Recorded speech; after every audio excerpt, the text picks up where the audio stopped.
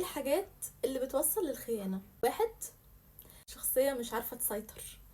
يعني ايه السيطرة؟ يعني غيرتك هبلة، الراجل اللي معاكي مش بيخاف منك، مش عامل لك حساب. زوجة ضعيفة وهبلة في البيت، كلمة هبلة دي بتاعتي. غلوبة على أمرك، الست دي بتتخان عشان غلبانة بزيادة، وصعب ان انت تلاقي راجل يقدرها. اكيد في رجالة اكيد، ولكن نسبتهم قليلة. لكن في اللي بيقدر الست اللي زي كده، واللي بيقدرها وبيتحملها. اوقات بيجي عليه وقت يتعب غصب عنه بني ادم. انت ازاي اصلا تبقي الست المسيطرة؟ حضرتك لازم تعرفي تحركات جوزك وتهتمي بيه وتعرفي بيعمل ايه ورايح فين.